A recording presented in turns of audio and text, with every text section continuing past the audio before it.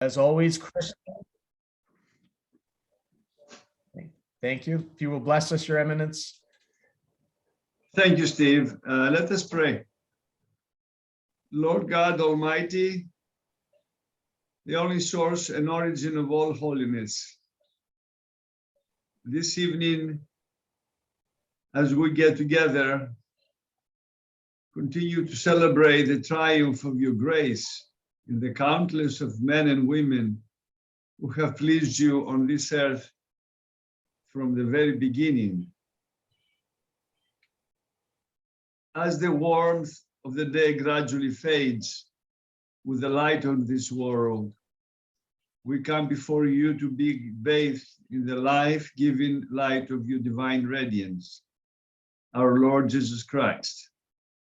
It is his light that is reflected in the lives of all your holy ones, no matter who they are or when and where they lived. Therefore, let our lives manifest the same holiness that, having celebrated the memory of all these saints here upon this earth, we may enjoy their fellowship in the world to come. For you are indeed our God, and we give you glory, Father, Son, and Holy Spirit, now and forever, and to the ages of ages. Amen. May I share a few words with you. First of all, to greet you with a great deal of love and honor to have you in this series. I am pleased to be here with this month's Equipping and Enriching Parish Life series on technologies for engaging and revitalizing our parishes. I'm not sure if our parishes need revitalization. They need reaffirmation of what they do as the body of Christ. Before the pandemic, technology was already in place for some things. Parishes used an online giving platform, and some were already live streaming as a ministry for those who were homebound. These were the exceptions to the rule. But as we all know, the COVID pandemic changed all that by necessitating that we do more to connect with our faithful when the doors of our parishes had to close for the health and safety of our parishioners. So the technology became necessary.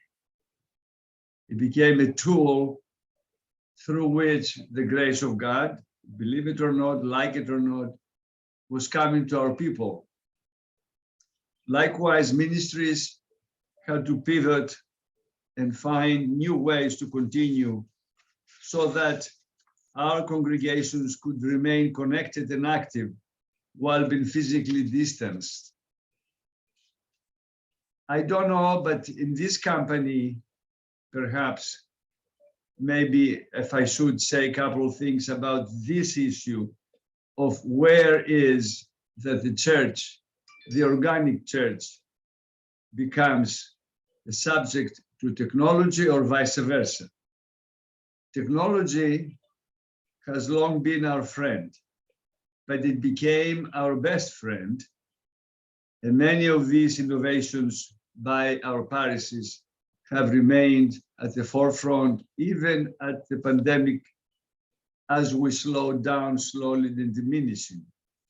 The challenge that has now come forth is how do we leverage these technological achievements with encouraging our parishioners to come back to the church? This is a question that I hear from our clergy, our lay leaders, the church and the ministry attendants have returned to their pre-pandemic levels, not yet. I'm grateful to Steve Pappas for leading this monthly series and to our presenters today, Jamil Samara, the director of the Department of Internet Ministries, a dear friend from back then, along with Father Paul Kaplanis, another dear friend from back then, the Dean of the Cathedral of the Annunciation in Atlanta. I'm looking forward to hear the information and to hear some, hopefully, some questions that they have to be answered. Because these kinds of groupings become substantial when we live with some kind of information in our hearts and in our souls. So thank you so much. God bless you.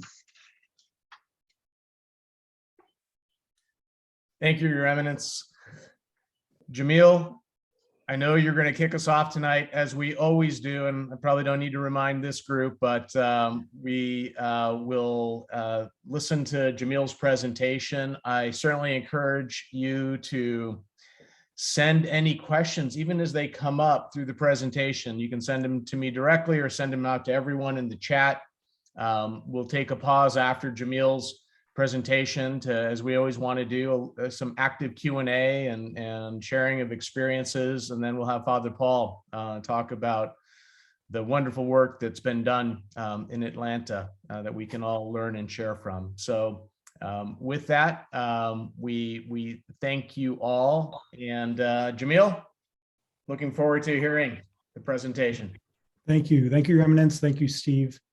Just give me a second. I'm going to share my screen and hopefully this all goes well. All right. Do you see my title screen? Perfect. I got a thumbs up from Bill. Yeah, we see it. Jamil looks good. Perfect. Okay. All right, and we're off. Let's see. So thank you for allowing me to be a part of this ministry series today for your metropolis. I wasn't originally scheduled.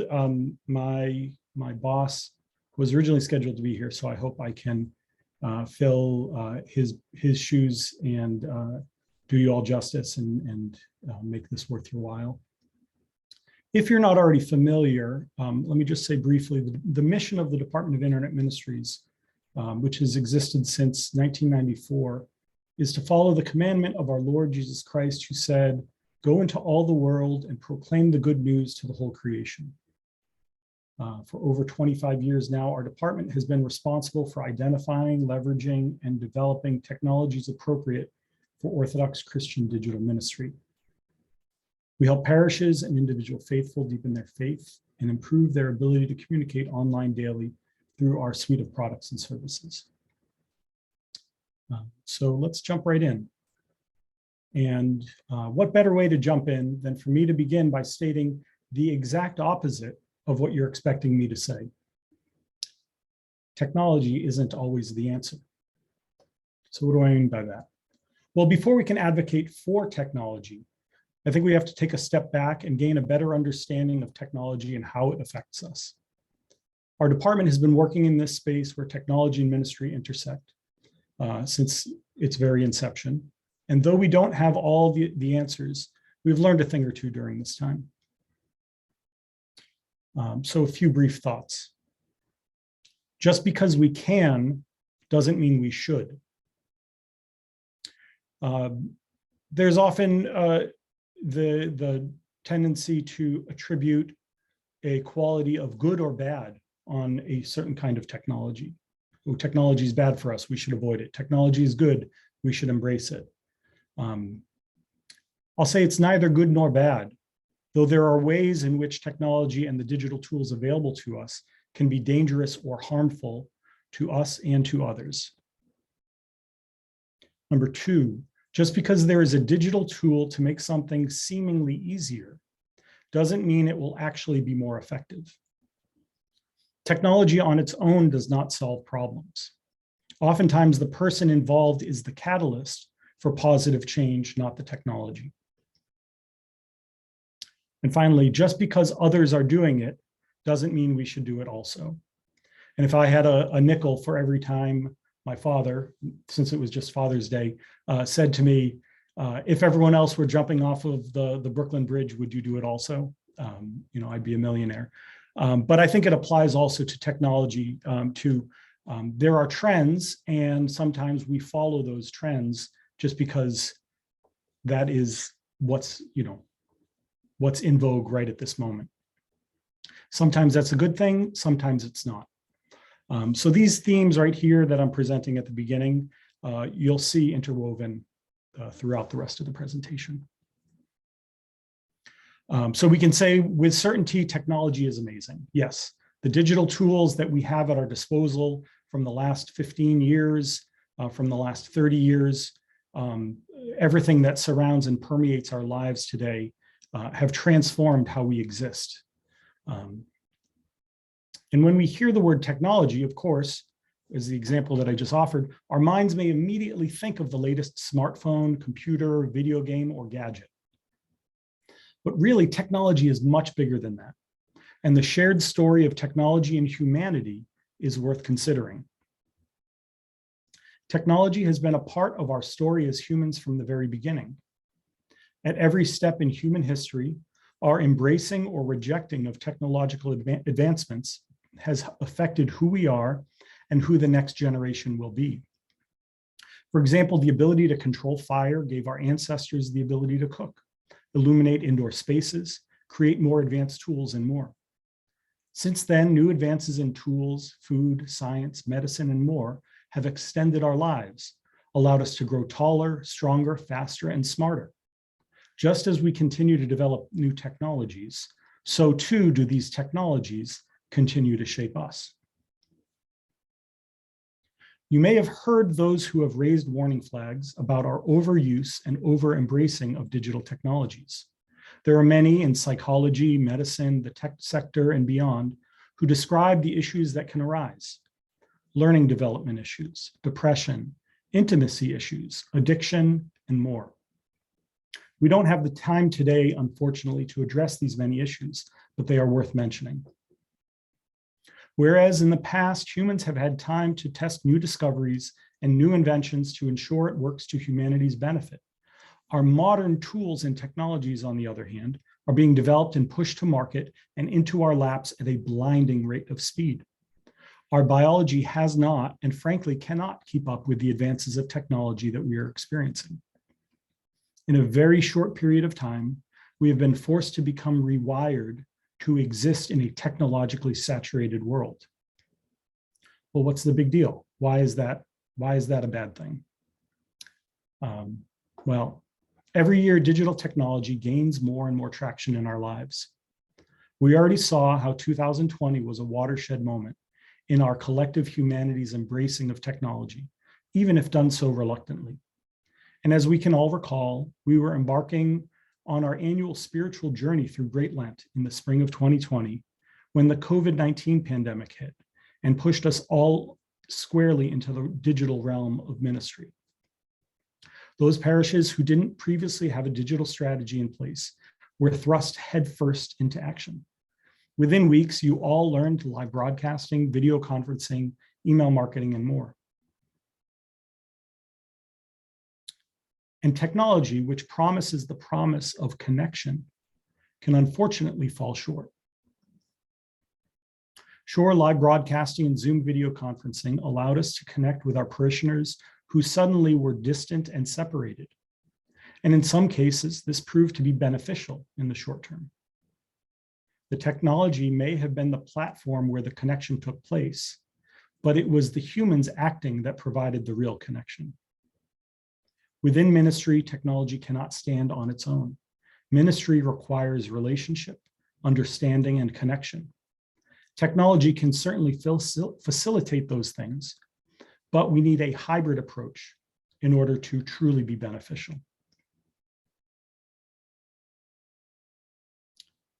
And some of these tools which have connected us so easily can also often leave us isolated. There are many studies which record the negative effects of technology usage.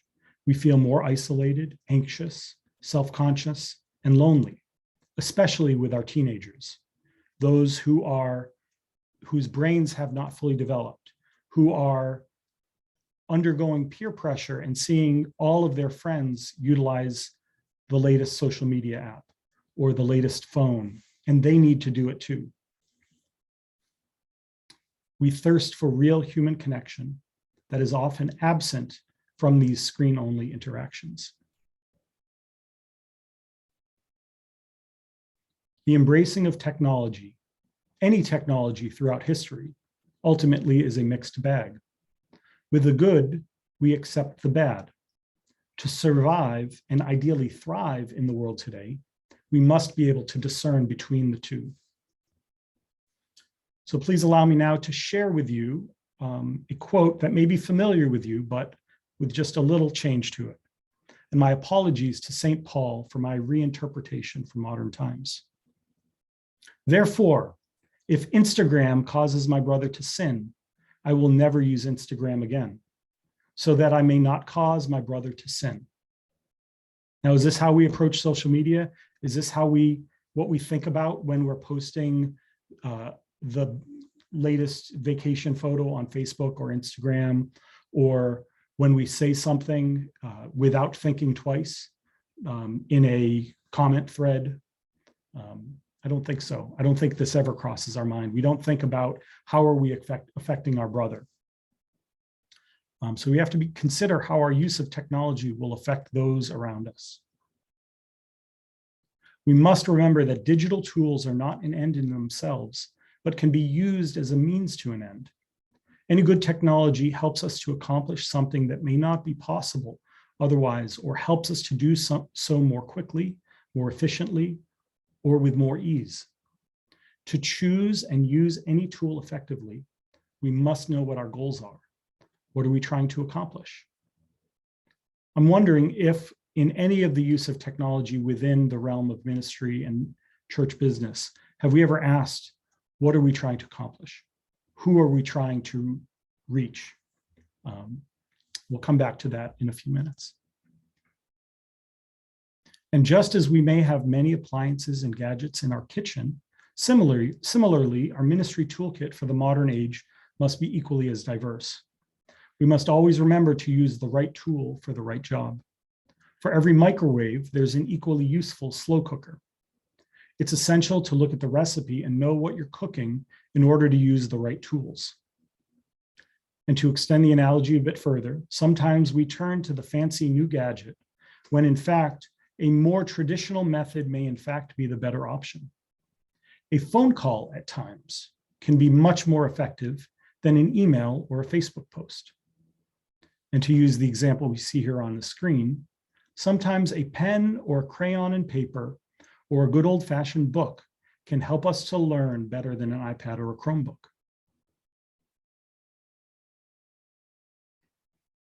There's an old saying, sometimes called the law of the instrument or Maslow's hammer, based on a quote from the psychologist Abraham Maslow, which I'm sure you've heard or seen some variation of before. And he says, I suppose it is tempting if the only tool you have is a hammer to treat everything as if it were a nail. Or said more succinctly, to a man with a hammer, everything is a nail. And we have to be careful since the tools we are all always holding 24/7 are our smartphones. And I wonder if we think in our modern age to a man with a smartphone, everything can be solved with just a click. Let us not fall into this temptation of thinking that all of our problems in this day and age can be solved with technology, especially when it comes to life within the church, where relationship has to be the driving factor. And one other caveat about technology usage. We must remember that we need to find the right ways for us to use the technology rather than succumbing to the technology using us, which happens time and time again. Online tools, apps. Oftentimes it is the developer of those apps that is using our data, using our time, using our eyeballs. And oftentimes we willingly and freely go along with it. But we need to be aware that that's what we're doing. All right, let's take a look briefly at live broadcasting. So this is here is a photo from Holy Cross Church in Belmont in your beautiful metropolis. Live broadcasting is certainly nothing new. Aside from Protestant televangelists and the Catholic TV channels, that we have all probably encountered. Orthodox churches, too, have been broadcasting their services through the television and radio for many decades. In 1997, the example I have here, Holy Cross in Belmont was the first Orthodox parish of which we know in the United States to offer live broadcasting through the internet, 25 years ago. Father Peter Salmis and Theo Nikolakis worked together to see this new and exciting ministry come to life. Since then, our department has helped many parishes get set up with live internet streaming. And certainly in the last 2 years, we've seen hundreds of others follow suit. It is a valuable ministry for certain, but it must be treated as a ministry. And I want you to remember that and really think about that word ministry, because we'll come back to that in a few minutes. The difference between ministry and just a service that we're offering. Please don't get me wrong. I'm an ardent supporter of live broadcasting as a ministry for those who are shut-ins and cannot attend church in person, like His Eminence alluded to a little bit earlier. My parish has been offering live streaming for about 12 years, and we see the value day in and out. We've heard many anecdotes. We know the value of this as a ministry. But when we turn to the situation we all faced in 2020, live broadcasting was certainly effective in the short term. It met an immediate need following a crisis. And even today, we see it still benefiting those who are not comfortable yet returning to church in person. But both anecdotal and analytical evidence suggests that its effectiveness has faded for some, and for others, it never truly took hold. Has your community ever taken the time to ask whether your live broadcasting ministry is effective? How would you even describe what effective is?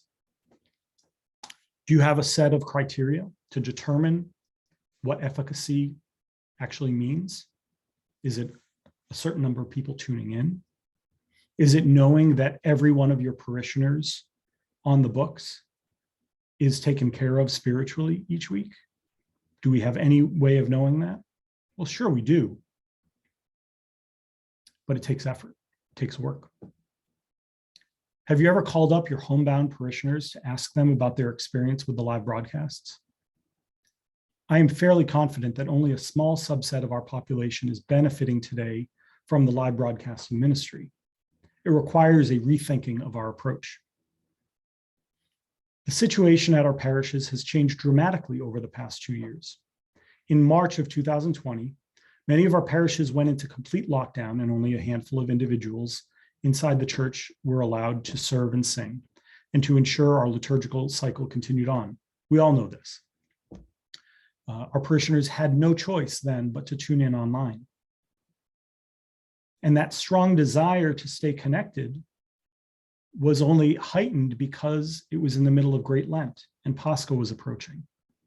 And that is what kept our faithful online and tuned in very early on. After all, our stay-at-home measures were all still fairly new, and the idea of worshiping online was about as novel as the coronavirus we were trying to avoid.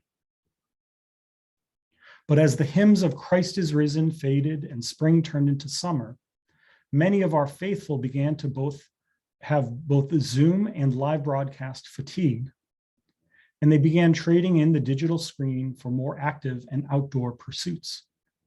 Our digital connections to the church faded as that summer went on. We saw the data. It was clear as day. Even if someone desired to stay connected, the realities of this world, such as caring for a full house of children cooped up inside on a Sunday morning, made it difficult to truly benefit and engage in a streamed liturgy. Today, most of our parishes are once again open for services.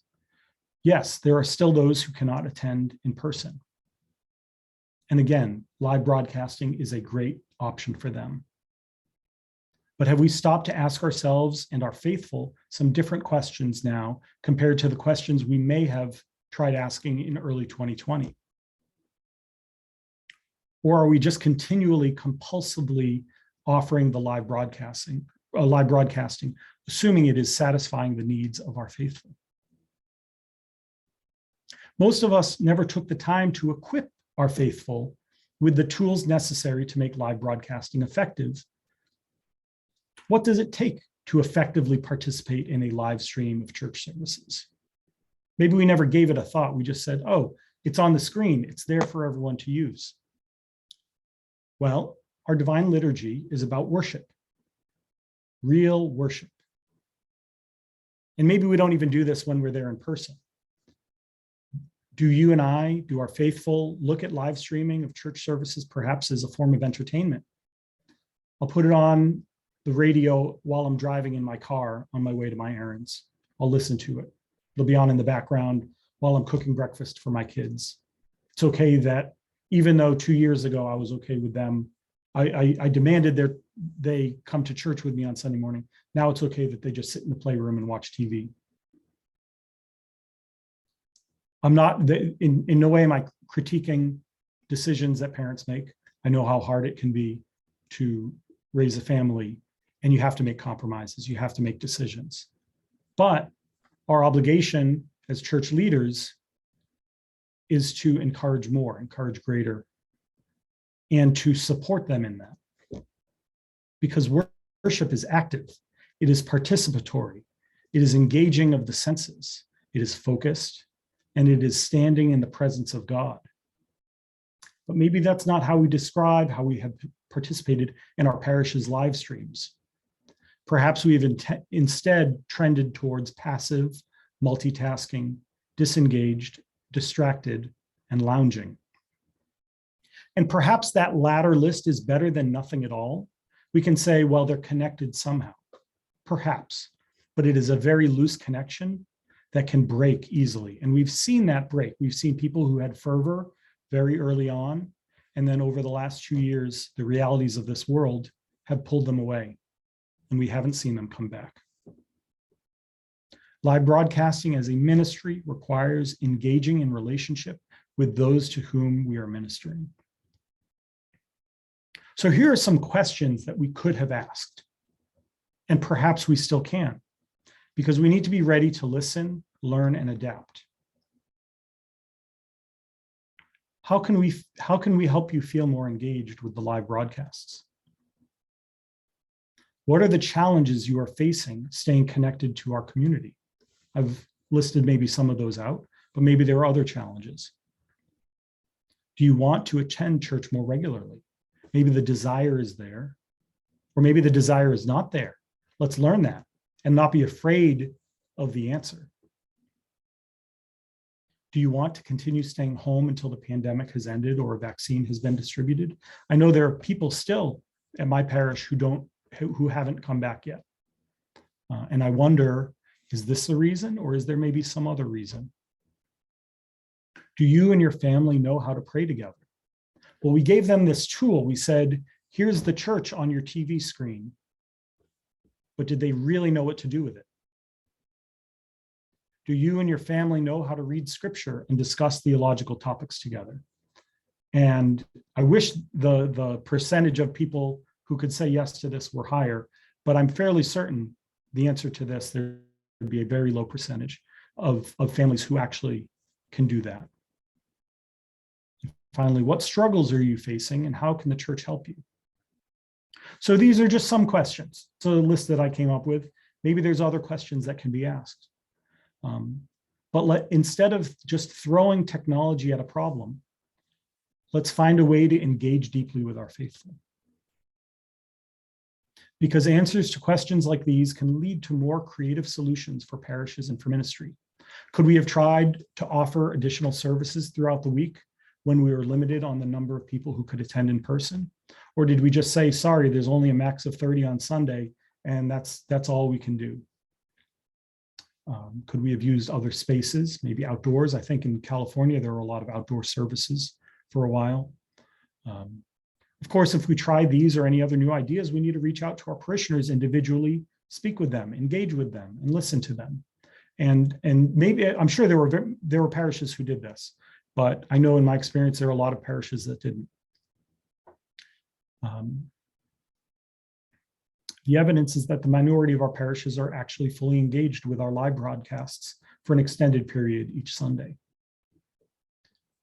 So here's just one more idea I want to share. Perhaps in 2020, what we could have done was equip our families with a worship guide each week. Here's an example of a product that the Center for Family Care of the Archdiocese created. They had laid the groundwork for such an idea that I'm going to share with what they called the Family Gospel Lesson. So rather than hoping that our parishioners would tune into the live broadcast, perhaps we could have instead empowered them to be active participants in a liturgical practice at home, which then would have equipped them with the tools and discipline to re-engage in the communal worship at our parishes once we started opening them up again. Well, what might that have looked like? We could have told our parishioners, here is a template for how to worship at home as an individual or as a family. Here are the morning prayers. Here's the Great Litany. Here are the hymns for the day, such as the Sunday Resurrectional Politikia, the Hymn of the Church, the Trisagian hymn, things that they could have read or sung together. Here are the readings for the day, the Creed and the Lord's Prayer. And here are a couple discussion questions about the readings for the day. Oh, and here are the prayers for the living and the dead, which the priest says at the liturgy, and you can pray for your fellow parishioners as well at home. And encourage them now to stand in front of an icon together, light a candle or incense, and eliminate all other distractions just for 5 minutes, or maybe 10 minutes or 20 minutes, if they can do it. Because that 10 minutes of praying together is far more impactful than sitting and watching TV for 30 minutes. Of course, it's not too late. We can still do this. I've noticed with friends, family, and fellow parishioners that attendance is not back to what it once was. This is where real ministry comes in. Empower, equip, and support your faithful to be active participants in the church at home and in the life of the church at your parish. This might involve some type of technological solution, or it might look entirely different. So I'm sure you're wondering now, 20 minutes, 25 minutes in, when are you going to talk about technology? All of this was, in my opinion, very essential in order to then approach technology the right way. So now let's look at when technology is the answer. It is a constant struggle to find ways for our parishioners to remain connected to the life of the church. Having said all that I have already said about the cautions of technology, I will now say that digital technology can be a great avenue to facilitate connection. We can see throughout the centuries the many ways that the church has embraced technology.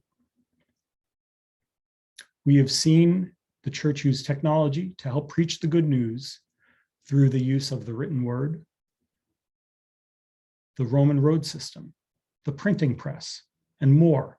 These are all ways that technology has been used for the marketing and communication of the gospel. The church is certainly not technophobic. We must, however, be discerning. That is the key. Now, the heart of approaching technology, like I said, is discernment. And proper discernment means asking the right questions. And one very good question, I think, to start with is, what is the problem and for whom are we trying to solve it? So along with that, we can explore what I'm calling a communication strategy that an Orthodox parish or really any business can follow, where we ask a certain number of key questions. What are our goals? We might have heard there's a speaker online. He's written a few books. His name is Simon Sinek. Talks about the why. And the why is key to success in life, personally, and in business. And we too should be exploring the why. We know what the why is. The why is salvation, the gospel message. Christ crucified and resurrected. But there are whys that come from that. Why are we existing, for me, as an example, in Cambridge, Massachusetts? Why are you existing in Modesto, California, or in Seattle, Washington? Why do you exist there as a parish, as a community? What is the mission and vision of your parish and or ministry? What is it that you want to communicate? Now, some of these questions might seem basic, but I think you need to be asking them in order to be of the right mindset and be able to enter into the use of technology the appropriate way. Another basic question, but often gets missed. Who is our audience? Are we trying to reach existing parishioners, 30-something-year-old families, teenagers, older parishioners, people who haven't ever heard of the Orthodox Church before? Let's figure out who our audience is, and then we can approach the technology the right way. What are the unique gifts and talents that our community has to offer? What are the channels and methods we will use to share our message? Will we use social media? Will we use email? Will we use maybe a billboard on the highway? What feedback channels will we use to listen? Because communications is two-way. We can't just be speaking, we also have to be listening, and then adjusting, and then venturing out again. And how will we evaluate success? So that feedback loop is part of the evaluation process. But we need to know we have 10 people who attended our Bible study. Maybe we were hoping for 100. Is 100 unrealistic? Maybe 10 is realistic.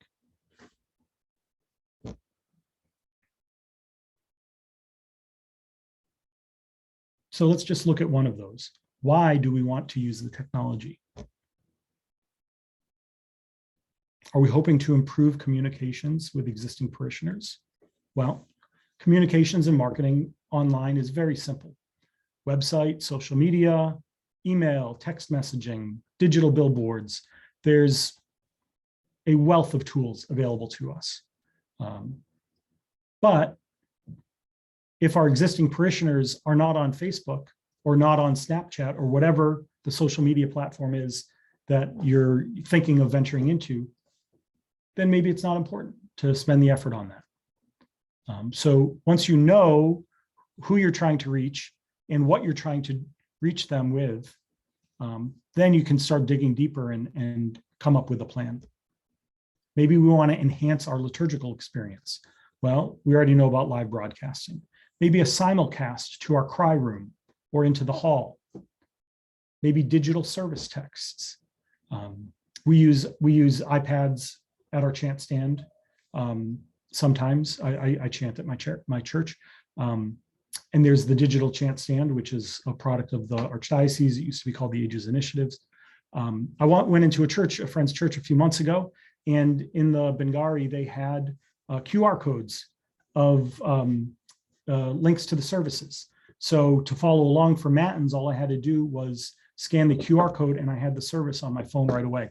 I'd never even thought of that before. And there it was, plain as day, simple. And that's a way to enhance the liturgical experience. Maybe a sound system. I've tuned into many live broadcasts that have terrible audio. And maybe it's just because they didn't run the output of the sound from the sound system into the input of the camera. But it transforms the experience when you have good sound. Or maybe we don't have speakers at all, and there are people who aren't able to hear the services properly in person. We could talk about any of these for a whole session. Enhancing educational programs. Well, certainly we have Zoom or Teams or any kind of Google Classroom, things like that. Computers, tablets, smartboards, these are all possible, but only if they're actually going to enhance. Now, I know a lot of parishes, for example, with Zoom, the educational programs have been transformed because instead of, if your community is spread out over the course of, an hour-long radius, instead of making everyone drive into the parish for the Bible study, now we can meet online on a Tuesday night and people don't need to leave their homes. That's great. I would, fully endorse that. And then maybe having an in-person component once a month, because I still think you need to have some kind of in-person engagement. Creating security practices and protocols. Are you securing your church? It is, what did I want to say? Deviant behavior is no stranger to churches. I'm sure many of you have either heard of or received emails from a fake email address pretending to be your priest saying, hey, I need your help. Can you just, write back? And then once you start writing back, you find that the person's asking for gift cards to be purchased and sent to the priest. That's happened to hundreds of parishes over the last few years. So we need to find ways to improve security practices and protocols in our church, locking down office networks, ensuring things are stable and safe and secure. This is another use of technology. It may not be, glitzy and glamorous, but it needs to be considered. Improving hospitality and outreach. If you want to be found, a search engine is still the right way to do it. So when you Google your church's name, hopefully you come up. Holy Cross in Belmont, California, that should come up, but maybe there's a Holy Cross Catholic Church that shows up as number one, or a Holy Cross, high school or something like that. But if you type just Orthodox, San Bernardino or Orthodox Tucson, do you come up? Let's hope again you do show up on the first page. But what happens when you type church Phoenix or church, maybe in a smaller town, it's not as big a deal, church Flagstaff or church Stockton? Maybe you're going to come up on the first page, but maybe you won't. But do you want to be found? Maybe someone who's Orthodox is going to find you, but someone who's not Orthodox, maybe they're not going to find you unless you're really trying hard to be found. And that's where search engine optimization and ensuring that you have the right things in place is really essential, especially if we're talking about parish growth and the like. But there's many other ways to consider for hospitality and outreach: billboards, QR codes, consistent messaging, maybe implementing a customer relationship management system to keep track of people as they're coming into your church. This is a known business practice, but it's something that we should embrace as well. Digitizing stewardship and other analog practices. Digitizing of forms, touch screens for kiosks, for giving instead of handing out of the basket, passing the collection tray. Again, customer relationship management systems. And finally, IT support services, buying the right computers and phones and copiers and having tech support in place for your employees and for your volunteers. We're in the 21st century. As much as some people might not like to admit it, churches are businesses, and we employ solid business practices in some areas, but other times we let things go. But having a professional, forward-facing image technologically is essential in this day and age for conducting church business as well as regular business. So these are all large buckets. Your buckets may look similar, they may look different. For sure, you'll want to get more specific with your goals and begin to prioritize them. And once you've identified your goals, you can then begin to work to accomplish them little by little. So we know that technology expands the reach of church ministry. Just like the Roman roads provided easier transport, the internet superhighway provides a means to reach beyond the four walls of our church. Though we've already discussed the challenges with live broadcasting, we can also speak of its many benefits. Live broadcasting and the recording of divine services, our websites, allow inquirers to experience our divine services before even stepping foot in our doors. Now, passively, this does serve its purpose, right? We connect people to our church, but it's passive.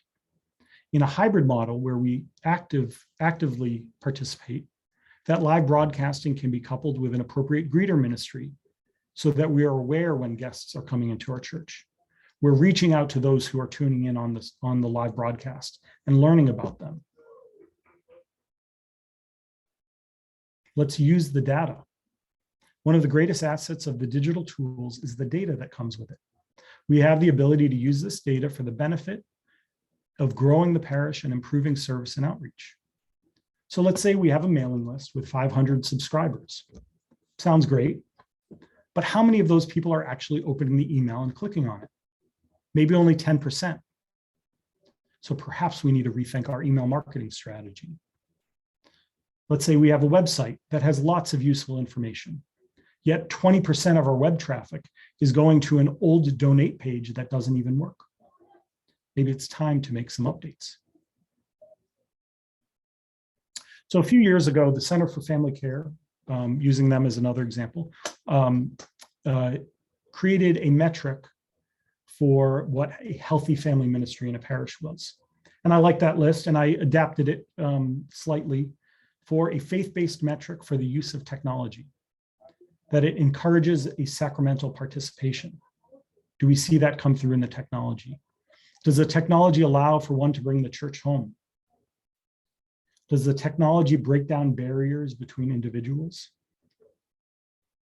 Is the technology people-centered, not technology-centered? Does the technology build relationships?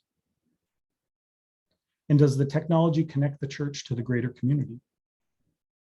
So if we're seeing this happening with our use of technology, then chances are we're on the right track.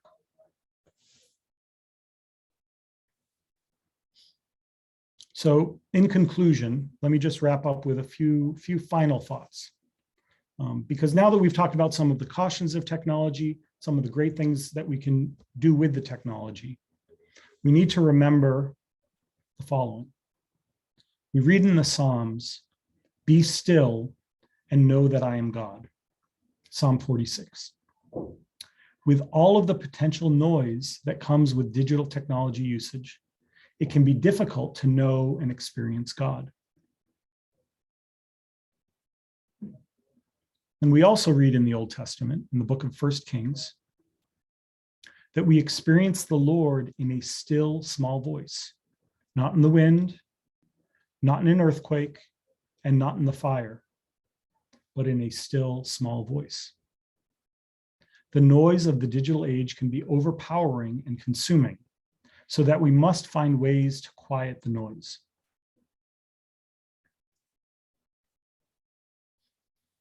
The two-edged sword of technology and digital communications is that it allows us to connect easily with many people at the click of the button. We can disseminate a message to hundreds of our parishioners so easily from anywhere at any time, yet there's no guarantee that the depth of absorption will in any way equal the breadth of reception. Now, said another way, with online communications in the digital landscape, we have grown accustomed to measuring success quantitatively rather than qualitatively. At a Bible study, for example, would you rather 50 people show up and there be a minimal level of engagement?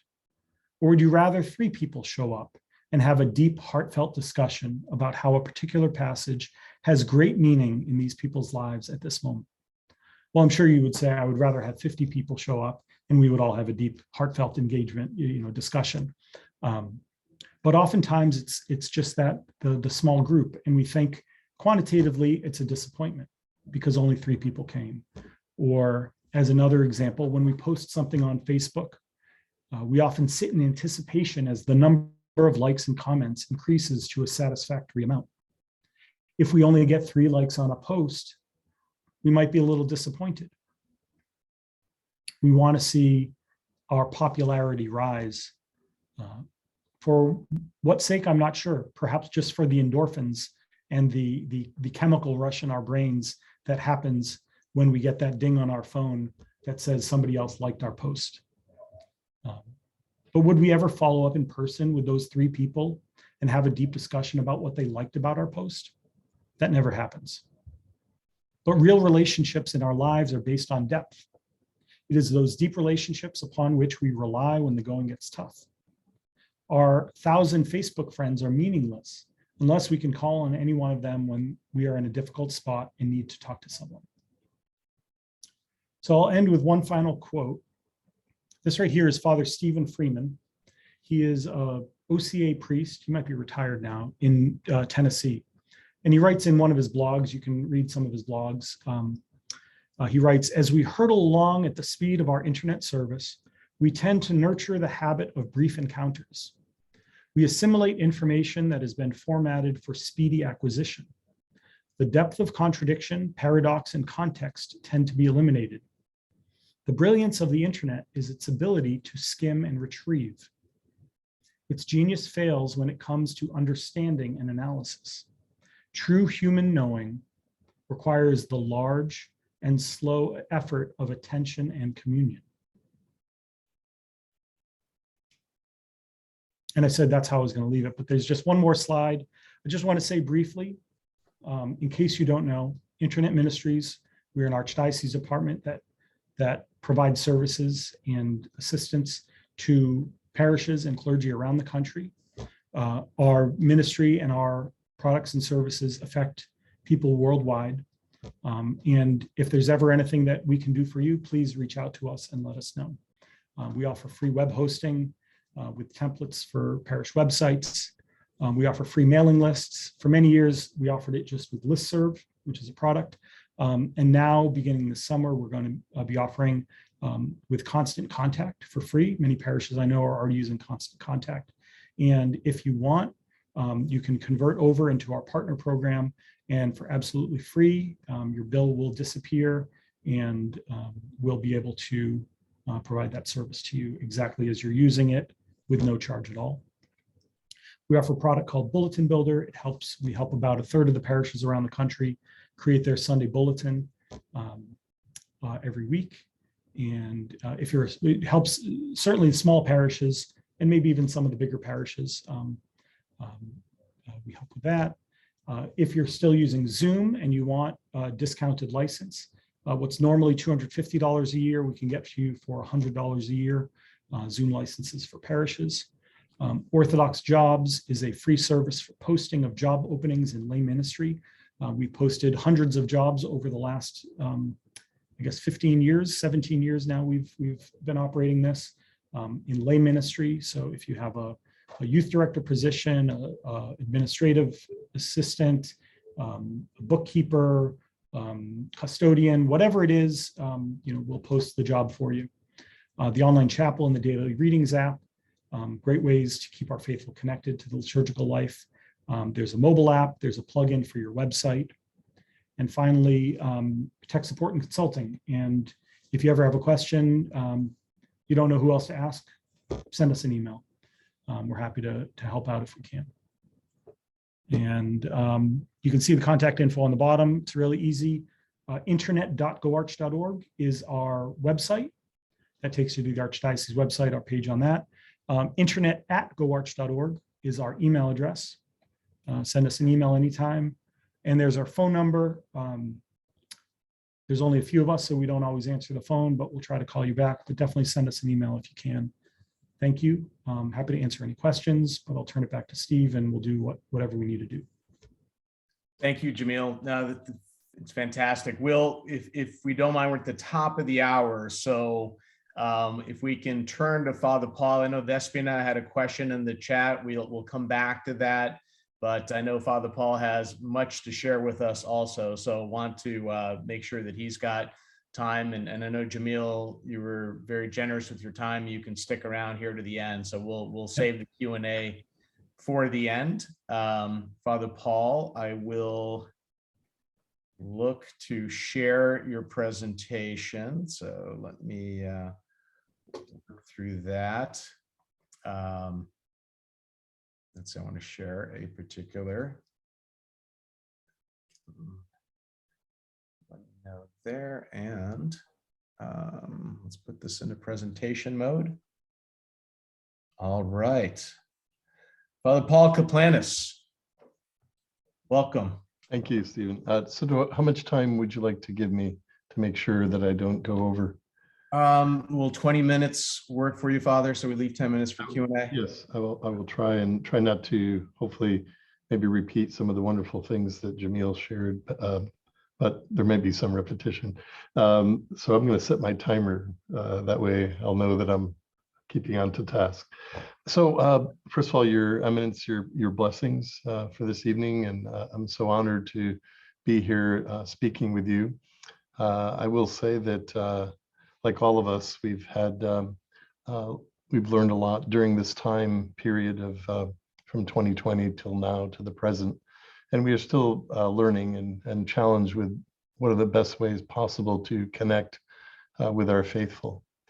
And that is our ultimate goal always, right? To connect them to their faith, to Christ, to their church, to each other. And and we heard Jamil emphasize the importance of relationships. So let's, and I, by the way, I would like to thank Bill Marianis, because I would never start with a slide like this with my picture on it, but he did, he put together this presentation, most of it himself, helping me, as I had a narrative, and he put it in the beautiful PowerPoint. So thank you, Bill, and thank you, Steve, and also Kristen for helping also. So we talked about this, earlier with Jamil, with live streaming, liturgical, and worship.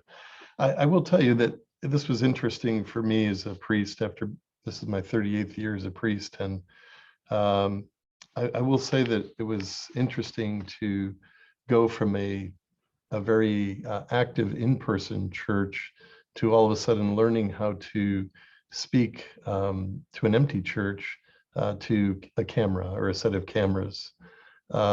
Because ultimately, again, even during that worst time when there were only a few of us in the Holy Sanctuary, in the cathedral, by the way, during all of Great Lent and Pascha that year of 2020, we also had 2 bishops the whole time, and 2 clergymen, excuse me, and 2 priests and a deacon, and then 2 people chanting.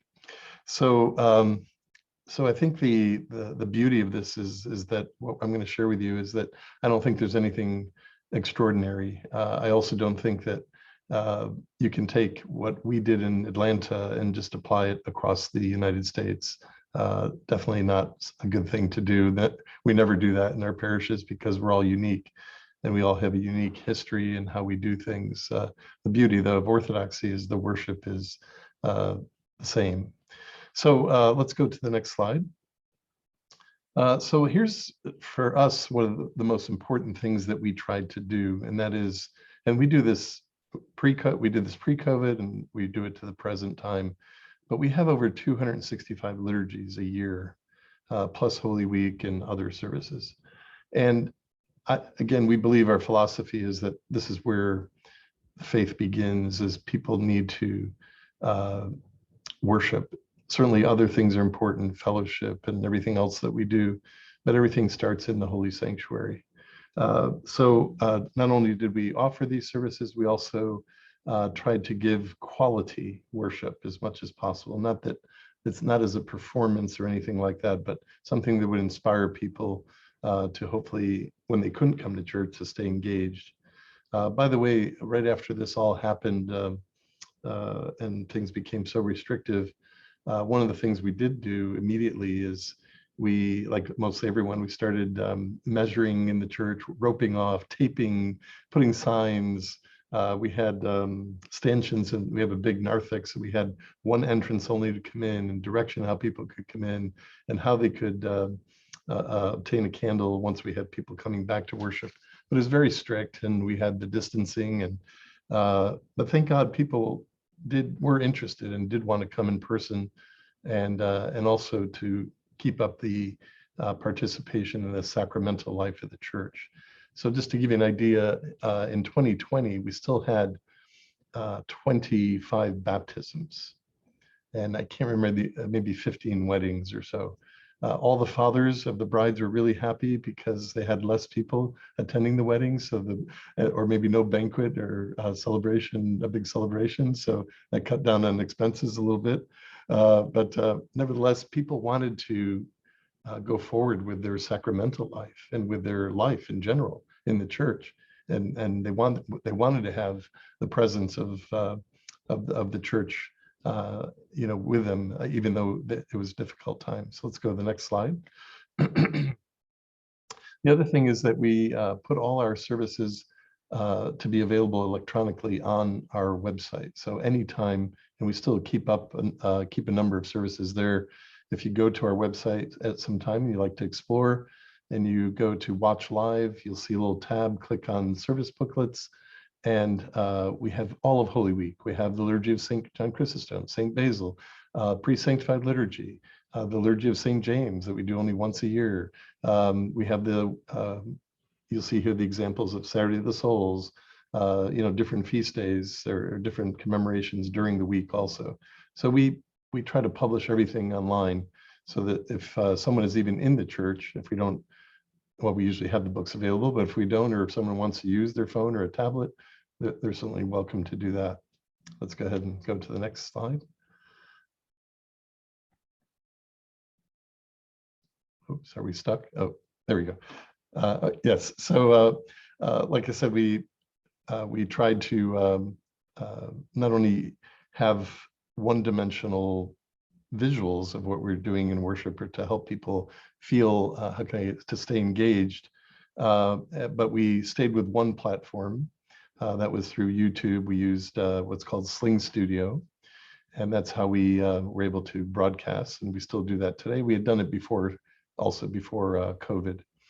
The other social media channels, not as much as the one main one, which is YouTube. We could go to the next slide. And then we, just enhanced our worship because we have 3 cameras. Again, is that important? Yes and no, but anything that helps people stay engaged, and if they can't come in person, or at the time when they could not come in person at all, at least they felt like it was more engaging.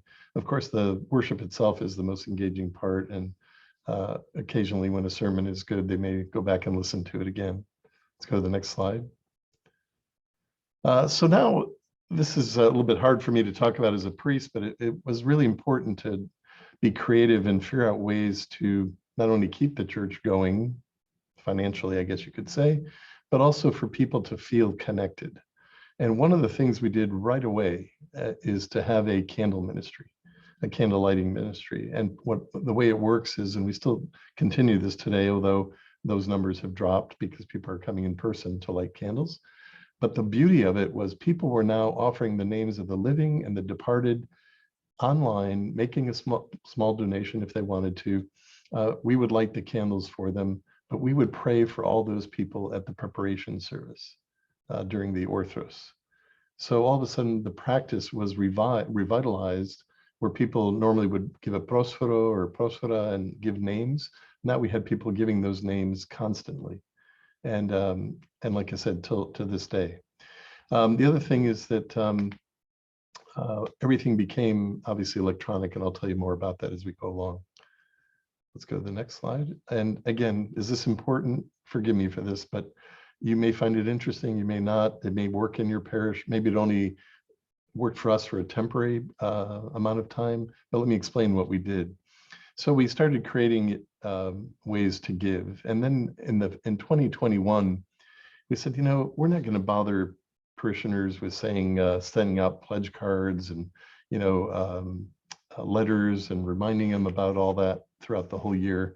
What we're going to do is just introduce the concept to them of just auto-renewing their stewardship. Of course, we would always account for people that are elderly or someone who doesn't have internet, to always help folks like that. And but what we did is that first year, we just simply said, could we do this if you give us your blessing? If you don't call us and say no, we'll do it for you. If you want to still go and make a pledge on your own, you could do that too. So we did that the first year. Then in 2022, this year, again, forgive me for this part, we sent information out and said, how about if we ask you, could we auto renew your pledge and go up 3%, ask for a 3% increase? So if someone was giving $100, let's say, it would be $3 more. And I would say 90 to 95% of the people responded positively to that. Some people did go on, or they called us and they either raised or lowered their pledge from what they gave the previous year. And that was easy. And some people called, just said, well, what does this mean? What are you doing? It was a new concept. And I have to say, we had the most stewardship in the history of the community here, for our budget, let's say. I don't know, comparing California standards, but our budgeted amount here for stewardship that we receive is $1.3 million. So it was effective. Again, going forward, what we'll do, I'm not sure at this point. The other thing is constant contact, which Jamil mentioned. I mean, that became our lifeline for bulletins, for daily reflections that we also created. Any communication with the parish. And we had to be careful too, not to overdo this. And we still are very careful about that now, but we stopped really snail mail, except for elderly folks. And we just stopped sending out all that material. We also Just thought it was more economical in this day and age to reduce that, from sending out big bulletins and big newsletters all the time. So we've had a positive, we think a positive result there too. We also stopped passing trays. We did that because of COVID, but then we kept that same format. So we don't pass trays in the church for any occasion, but we do make it, like say if there's a special drive or a special, there's a philanthropic situation that comes up that trying to help someone or a disaster or any of those things, we just put a tab online. People can also can give online through that, or they can just give a check. There's a place to drop it in a couple of key places in the church on their way out. And it's working, it seems. People are kind of happy that we're not, passing trays anymore. The other thing is we do have the iPad in the narthex, and it is a place where when you come in, if you do want to, a lot of younger people especially don't carry any cash at all, even to light a candle. So they just do use the iPad, and they can give to any number of things, but beyond candles. So they could give even their stewardship or whatever else they'd like to give. Let's go to the next slide.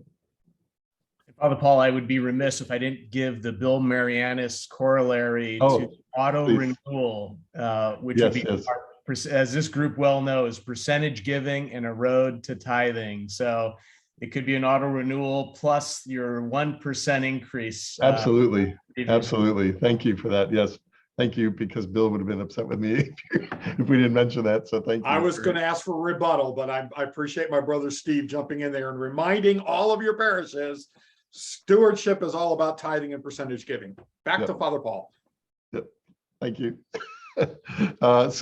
Ways to give. We came up with a little card that we put in the pew box just to make it, again, easier, user-friendly, that you can text, you can go online, you can use the QR code. By the way, we're going to revise this now. This has been out for a while.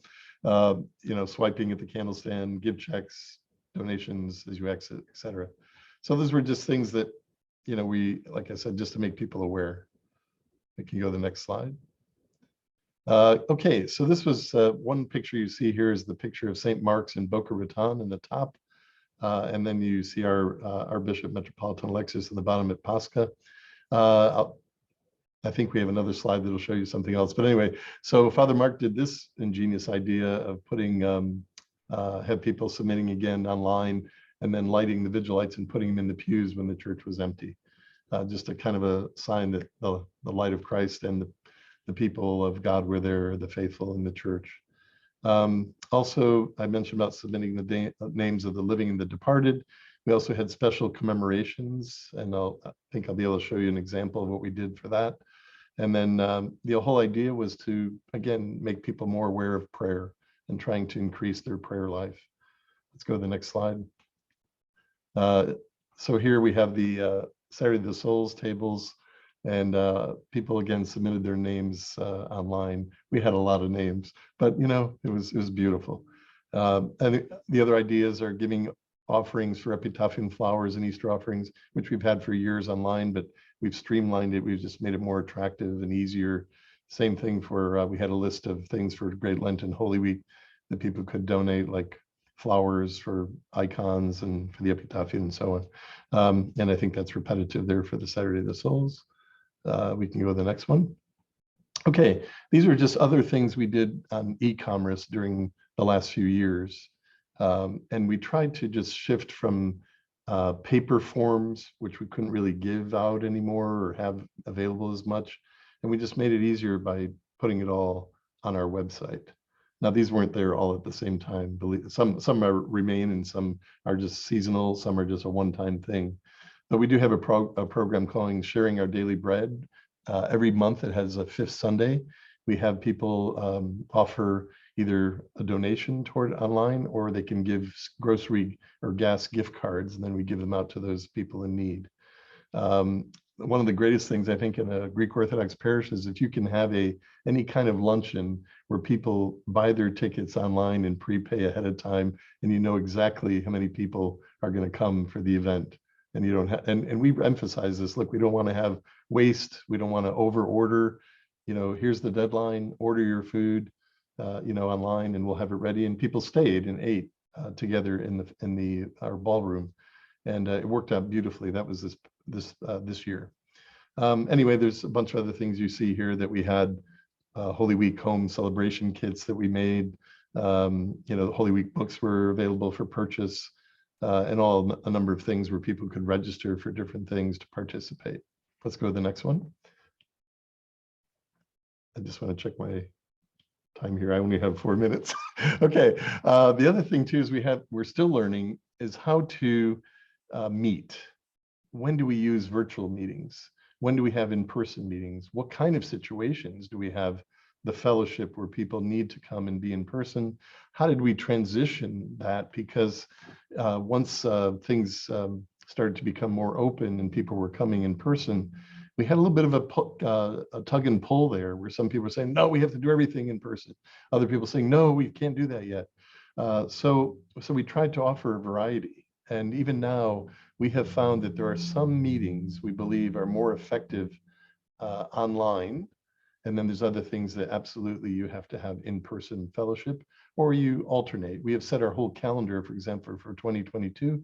And for some of our ministry meetings, by the way, that we only have on Mondays and Tuesdays, we've dedicated that in a big cathedral like this. If you have meetings every night of the week, it'll be so hard for everyone. And they'll be driving down here all the time. So we did that years ago, where ministry meetings are Mondays and Tuesdays. So things like Philipticos board meetings, we do online virtually. Parish council meetings, we do online mostly. Although we do have, again, alternating sometimes virtually, in person. And then things like our Wednesday night educational programs, we do some of those online, like Road to Orthodoxy. We have a Wednesday night life program that we do religious instruction. We do some premarital counseling sessions online. All the seminars for premarital counseling done by the Metropolis are done online now. And it's so, and then I do personal premarital counseling. I offer sometimes online, because maybe there's a couple in New York that's going to get married here. I can actually have a very intimate conversation with them on Zoom or on another platform, person to person. It's very effective. But we do offer the option of being in person for that also, obviously, and all the other things that we do that have to be in person, like confession and many other things, right? So I will tell you another beautiful phenomenon that I didn't know I would be using was during COVID, where I couldn't go to the hospital, but we had when a relative could be there with their loved one that was sick, we would do FaceTime, and I would do prayer over FaceTime. And I can't tell you how beautiful that was. I mean, something I never dreamed of. I even did forgive me for this, Your Eminence, a quasi house blessing for somebody that just wanted the prayers for their home to be blessed, but I couldn't be there physically to bring the holy water, but they had holy water and they were able to bless their home. So there's things we had to be creative with. Here, again, I told you about the meetings. We're experimenting still with hybrid type meetings. We're trying to look in the best technology to make people feel like they're in the room, if there's some people here and some not. We are taking into consideration, in our case, we have horrible traffic here in Atlanta, and then transportation costs and the distance to drive here and the difficulty to get to the cathedral on a weekday evening for a meeting. We're trying to keep that all into consideration. Then youth and youth ministries activities. We kept, Goya was the one that kept going throughout the pandemic up to the present, never interrupted. We were doing things outside. We had scavenger hunts when they first met. They didn't know how to socialize with each other. They hadn't seen each other in a while. It took a while to kind of, through the icebreaker to break the ice for them. And then they kind of got used to it again. We created Sunday school videos where we would take a stabilizer and our iPhone, go outside and do a lesson about the Sunday gospel in various parts of our campus. We even had our office staff, but by the way, we never closed our office at all during COVID. Oops, there's my timer. And anyway, so we even had our staff as being some of the actors in our presentations, like we did St. John of the Ladder, and we actually put a ladder on the building. And anyway, you know the story. So it was beautiful, but it was a way of keeping connected with our faithful. Let's go to the next slide. We're almost done here, so that's good. Again, you see this here with this beautiful picture. I mean, the youth they couldn't wait to be in person. Now we did things like quizzes we were using for a while online. It's something called Kahoot, where you can create a topic, and then like we did Bible questions, we did thematic ones, and it was kind of like a competition where you would use your phone, each Goyen or student, and you would reach a certain level, someone would come in first, second, or third place. Anyway, it was some way to get the kids engaged, to keep them active, along with other things we tried. Let's go to the next one. Again, COVID didn't stop our youth. We can go ahead. And we have a school also, so we had to be able to flip to distance learning right away. In one day, we had it all set up with iPads and tripods, and we used Google Classroom. Let's go to the next one, just to show you a little bit. Again, this was when this first happened, when COVID hit, I thought our school was going to close. I didn't even know if we were going to be able to keep a school going. And it turned out to be a blessing that we were able to do that. Let's go to the next slide. Again, nothing what I've said to you tonight replaces the need to be in person and to receive and participate in the sacramental life of the church, and to have our fellow Christians all around us, so that someone who is maybe strong is praying for the weak, and vice versa. There's that support that we need to be with each other. Let's go to the next one. And again, we love to see everyone in church, and people are coming back. Of course, now we're in the summer months and attendance does go down. But I think overall people are pretty happy about coming back in person to worship, and I think they look forward to it. We do have people watching online still. We do monitor that. We do have analytics. We do try to see what's going on there. I will just give a personal quick note. For my mother, who's 90 years old, this has been a lifeline for her. She's in Connecticut, in my hometown of Danbury. And I mean, of course, she's my mother and I'm her son and I'm a priest, but she could never watch or participate in my services ever in all those years. And now this has been her, she's shut in at home, she can't drive, and she gets to watch all these services on an iPhone. So anyway, I think that, like I said, there's a lot more I could share with you, but the essence is that anything possible that we can do to engage with the faithful, even if it involves technology where someone can, it can draw them to the church, I think, it's all possible. It can be a good thing if we do it correctly. I will say I am not an advocate for priests, and this is my own opinion, of writing controversial things online or in social media or getting involved with any of that. I don't believe in it. I've never done it. I never will do it. And I think you can't have a true dialogue in email on something that's really important. I mean, you can do some surface things, but you really need to be connected better than that. And a lot of times people write things that they would not normally say to someone person to person. So I think, like I said, and the other things we did not bring into our church were politics. People were trying to get political. People were trying to be divisive. I even had people on my parish council that were pushing the envelope of trying to get us to do something that I knew and my fellow clergymen knew it would separate the body of Christ. So ultimately that could not happen. So I'll stop there because I know there's a need for opening up for questions and answers, but forgive me, I ran so fast, but I want to respect your time. So there's the end, again, participation. So let's hear what kind of things you would like to ask. I hope you have questions for both myself and for Jamil. Thank you so much, Father. We'll come off of presentation mode and have the chance to see everyone. I know we did get a couple of questions in the chat, and definitely want to hear about some of the experiences that our parishes, those of you representing your parishes, have had with technology. But just because Vespina was so patient, I know she had posed a couple of questions to Jamil, and I think Father Paul actually touched on him a little bit too, or at least provided a perspective. So Jamil, I know that the first question, hopefully you had a chance to also kind of get a preview in the chat.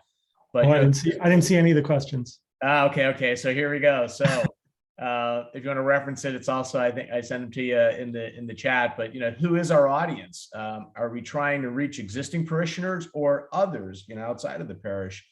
And might technology develop an outreach ministry, teaching neighboring communities about our Orthodox faith, perhaps hosting in-church events for these people? That was sort of question number one, going beyond our parish and parishioners. Yeah, I think the answer to who is our audience is really up to you. Every parish is unique. Every parish has different situations in play at any given time. A large cathedral is going to be operating probably very differently than a small mission parish. A small mission parish might be, or maybe even a large cathedral might be doing this too, right? Like a small mission is probably reaching out much more than a well-established parish. Like a well-established parish might be trying to just take care of the 500 families on their books. And if there's only one priest or maybe only two priests, they've got their hands full. And that's okay. Maybe at this point, we've got to take care of our own parishioners, but we also, maybe, a small percentage, but we also always have to be thinking, well, who else is out there?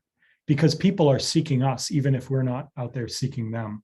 Look like Father Paul wanted to. Yes, yeah, I was going to say that really whatever we do, it's open to the whole world, honestly, now, which we could never do that before. Not that we're necessarily trying to do that, but I will give you some other examples. One in particular I'll mention briefly is two sisters in Canada who could not go to church.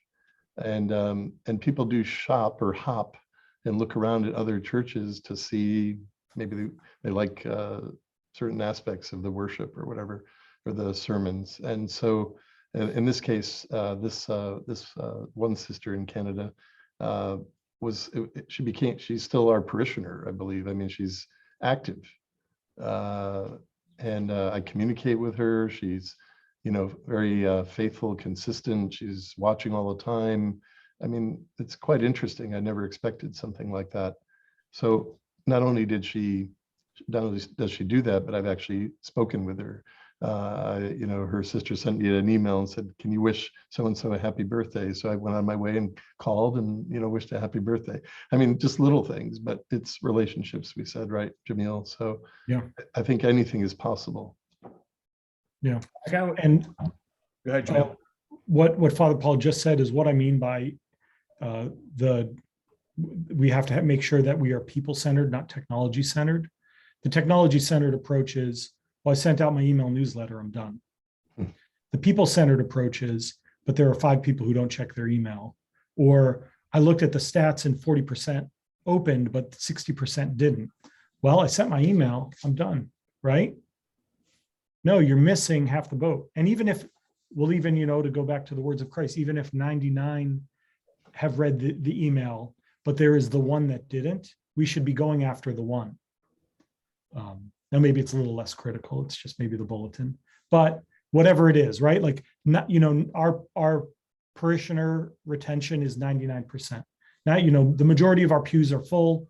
We're good. We're happy. I got my hands full on a Sunday, but really, I know there's a few families that haven't come back yet.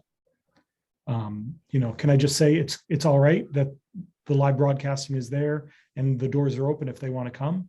Or should I be active in reaching out to them and finding out why they haven't come yet? It's about knowing the person. That's really the whole people-centered approach.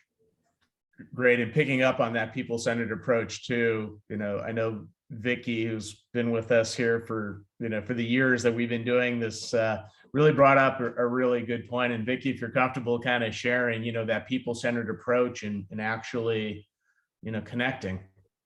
Sure, no problem. I'm Vicky Stenfers. I'm with Holy Trinity Parish in Spokane, Washington, and we implemented online giving about 3 years ago. And I would just a couple of things that were key for us is that it doesn't happen on its own. You can implement the technology just like we were talking about, but unless you make a personal connection with somebody somehow, it's not going to work for you. So an example of that would be when we finally implemented it, I briefed it to the parish council. And at the time, right after that, I had one PC member younger PC member immediately sign up for online giving. She took to it like, a duck to water. So immediate. The other example I would give is that if you have some parishioners who traditionally perhaps give one large lump sum, that we approached it to say, hey, do you think now that we have this online giving, maybe you could consider doing a monthly payment instead of a lump sum? This is how the church needs its money, whatever you put in the email, and just please consider it. It's very easy, and let me know if you need help. And we had 2 families do that. And it's much better on the income side, but it took a personal reach out for that. The other thing I would say is that on the job training matters. You can't just brief it to the PC without telling them how it'll work. We implemented text to give recently in the last couple months, and I attended a meeting and we all got out our phones and kind of went through it, and at least did some training there, and as well as ushers. We also we use the Realm church management system, which uses the Vanco online giving system, and they have a card reader. And so we got a card reader, and a little bit at a time, I can train the ushers on how to use the iPad with the card reader. And an example of that would be, and we did this right before Pascha, good timing. We were there and had the iPad and said, hey, we have this iPad. Would you care to, pay for your candle? And she's like, can we do stewardship? I said, sure, let's do that. I would say that we probably would not have gotten that donation otherwise, because like you said before, people don't carry cash and they have credit cards. So it was a perfect example of how to leverage, I would say, the technology. That's pretty much it. Thank you, Vicki. I know we're bumping up against our 90-minute mark, but I did want to open it up. There wasn't any other questions in chat, but if anyone has a question or a comment or an experience to share, you'll probably take a couple more minutes, but then we also, again, want to be respectful of everyone's time. Any last questions or comments for Father Paul, for Jamil? I would just like to say that, I think I really feel blessed. In other words, there were a lot of challenges that we have gone through recently, but I really think there were so many blessings. And I personally, I think, grew in my ministry as a priest because I had to reach down even more within myself to maybe do things better or try to be more effective and try to, keep people engaged. Because don't forget, at one point when the churches were empty, and in this case here, since we're talking about technology, we could have gone, if we didn't have anything, we would have gone dark for a while. You know what I'm saying? In other words, people would have been disengaged totally. And so thank God, again, it wasn't an ideal situation, but I certainly think that across the country, we tried to do our best. Absolutely. Father Paul, as we were going through this, and Jamil, I had to think that we were thrust into this sort of situation. And we look back 3 years ago, we probably wouldn't have had this topic or gone in deep. So we have been given tools now to continue to enrich our ministries, enrich our parishes. Unfortunately, we went through a lot to get here, but now we have these tools at our disposal. And I think you shared some great examples. Want to thank you both, Father Paul, Jamil, for, I know, both East Coasters and being up as late here as you have. We appreciate those of us here across the Western US. Before I close with His Eminence and his blessings and any thoughts that he has, certainly we'll be back together July 18th for our next session. We're targeting having mission work to create stronger parishes. So we'll have that as a topic. And as always, as Kristen so wonderfully does, we'll post all of this. So if there are people in your parish, share with your parish council. You can replay these, reference the materials at any point. We have, together, because we've had, many of you also present on these, built this library for the use of our parishes. So I would encourage you to go back, and you can grab the whole session or parts of the session, but it is something that we will have for the benefit of all of our parishes. So with that, I'll bid my good night, but Your Eminence. Thank you, Steve, and I thank you, Father Paul and my friend Jamil, for a very penetrating presentation. I'm not sure, I think Father Paul said something about the quality performance on sacramental life of the church. And I think that is a sometimes been overstated in our optics outside, especially in the church of the 2022. The real issue is what you have done, that is the clergy, and those of you who are in the business of technology, helping the church. You have translated an ancient way of dealing with God's providence, God's love, God's wisdom, with today's understanding, which is an amazing feat, and I think a huge success. I always say to the people, whenever I have a chance during this pandemic, that the pandemic was given to us by God as a gift. It sounds a little bit extreme, but it was a gift, because it stopped us into our tracks, that things are not particularly the way that should be doing what we're doing before. And right now we cannot continue to do so the same way. We became much more sensitized about the message of the gospel and how that is going to be transmitted. And this is what we have today, right here, right now, with this Zoom meeting. The benefit of listening to these two individuals who have, I think, given us so many lessons to take with us for our parishes. My beloved brothers and sisters in the Lord, the gospel is eternal. The way that the gospel is preached, it's very temporal. It's the way that it is, the way we see it, especially in the Orthodox faith.